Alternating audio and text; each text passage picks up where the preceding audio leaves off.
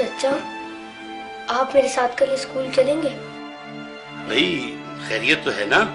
نہیں وہ میں نے اپنے اسکول کی فیس جمع نہیں کروائی.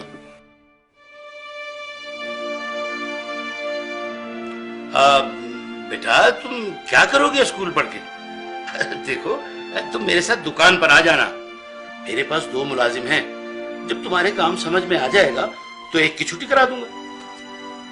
تم لوگ دھیان سے پڑھو، ٹیچر کے آنے سے پہلے اپنا ہوم ورک مکمل کر لو. اچھا چچا میں چلتا ہوں. ارے نہیں بھائی، کھانا کھا کے جانا. ہائے ابھی ہمارا کھانا تیار نہیں ہوا.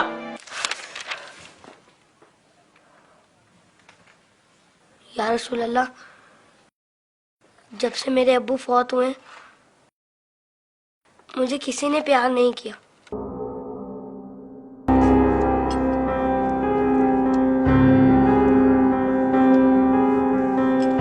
لوگ مجھے لاوارث سمجھتے ہیں، مگر یتیموں کے وارث تو آپ ہیں. شاید یہ بات کسی کو پتا نہیں ہوگی، تبھی تو مجھے اسکول سے نکال دیا.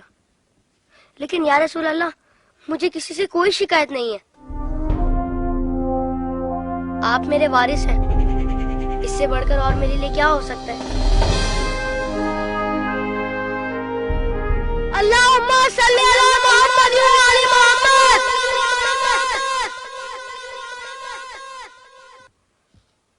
اپنی ولادت کے موقع پر میرا یہ درود شریف قبول فرمائیے. سنا ہے آپ اپنے نوازوں سے بہت پیار کیا کرتے تھے. امام حسن علیہ السلام اور امام حسین علیہ السلام کو کندھوں پر بٹھا کر سیر کرایا کرتے تھے. آپ امام حسین علیہ السلام کے گلے کے بوسے لیا کرتے تھے اور روتے تھے. آپ کو پہلے سے علم تھا نا کہ امام حسین علیہ السلام کے گلے کو کاٹا جائے گا؟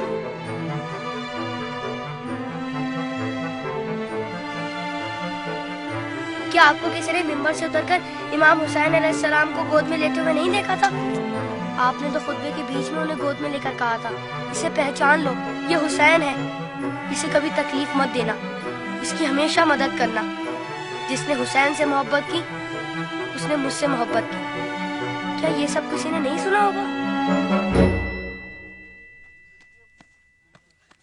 ساقی کوثر نے جب ننھے علی اصغر کے لیے پانی کا سوال کیا تو یزیدی لشکر میں سے کسی نے بھی انہیں پانی نہیں دیا. یا رسول اللہ آپ کی خاطر بھی نہیں دیا انہیں. اور 6 ماہ کا بچہ کتنا پانی پی لیتا؟ چند قطرے. حرملہ نے 3 منہ والا ایسا تیر چلایا جس نے شہزادہ علی اصغر کو ایک کان سے لے کر دوسرے تک ذبح کر دیا. تیر کتنا بڑا تھا آپ کو تو پتہ ہی ہوگا. تیر لگنے پر شہزادہ علی اصغر روئے ہوں گے. کٹے ہوئے گلے کو دیکھ کر مولا حسین بھی روئے ہوں گے. ننھے شہزادے کی لاش کو لے کر کبھی مولا آگے بڑھتے تو کبھی پیچھے ہٹ جاتے. جب شہزادے کو ماں کی گود میں رکھا ہوگا تو تیر چھپا دیا ہوگا. ماں نے جب ننھے شہید کو دیکھا تو کہا، ارے تیری عمر کے تو جانور بھی ذبح نہیں ہوتے، ان ظالموں کو تیری کمسنی پر بھی رحم نہیں آیا. غازی عباس کے بازو کٹ گئے، سکینہ کی آس ٹوٹ گئی. سنا ہے بی بی سکینہ مولا حسین کے سینے پر سوتی تھی. مولا کے دل کا سکون تھی وہ. شاید اسی لیے امام حسین نے اپنی شہادت سے پہلے زمین کربلا سے کانٹے چن لیے. میرے بات کہیں میری بیٹی کے پاؤں میں کانٹے نہ چبھ جائے.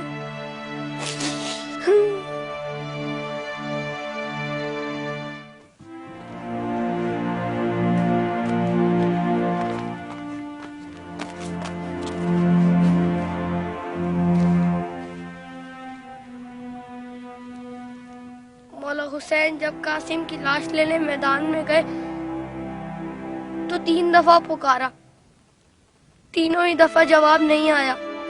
پھر فرمایا، امام ہو کر حکم دیتا ہوں، بتاؤ کہاں ہو تم؟ تو مشرق سے آواز آئی چچا، مغرب سے آواز آئی چچا، چاروں طرف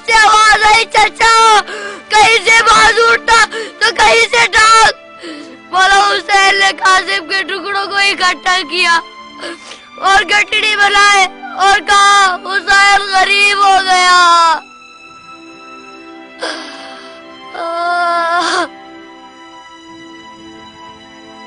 یزید کی فوج میں کسی کو پتا تو ہوگا یا کسی نے بتایا تو ہوگا کہ جن لوگوں کو تم مار رہے ہو وہ نواسۂ رسول ہیں. مولا حسین نے بلند آواز میں کہا تھا میں نواسۂ رسول ہوں, کوئی میری مدد کرنے والا ہے؟ یہ سن کر یزیدی فوج میں سے ہر کسی نے ان کی مدد تو کی ہوگی. سنا ہے یزیدی فوج نے امام حسین کو شہید کرنے سے پہلے نماز پڑھی تھی, اذان بھی دی ہوگی. کیا اذان میں آپ کا نام نہیں سنا ہوگا؟ تو پھر آپ ہی کے نواسے کو اتنی بے دردی سے شہید کیسے کیا؟ شہید کرنے کے بعد پہچانا نہیں ہوگا, ورنہ لاشوں پر اس طرح گھوڑے نہ دوڑاتے.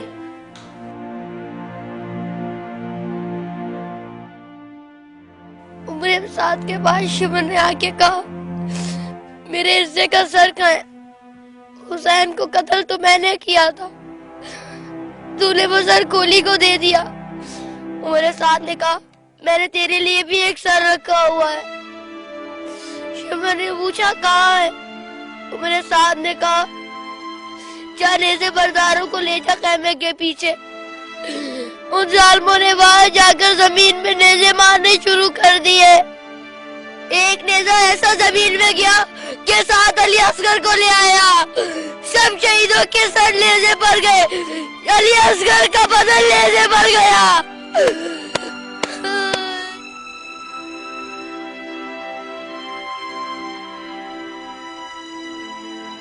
ان ظالموں نے جب بیویوں کو ننگے سر بازاروں میں پھرایا تو امام حسین کے سر نے تلاوت شروع کر دی, جیسے کہہ رہے ہو اے لوگو بیویوں کی طرف مت دیکھو, یہ دیکھو کہ ایک کٹا ہوا سر قرآن کی تلاوت کر رہا ہے.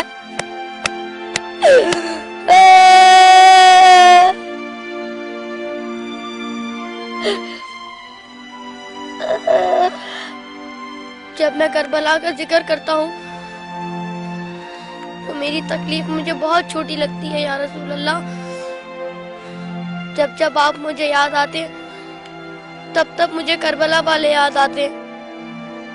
مجھے پتا ہے آپ اس منظر کو کبھی نہیں بھلا سکتے.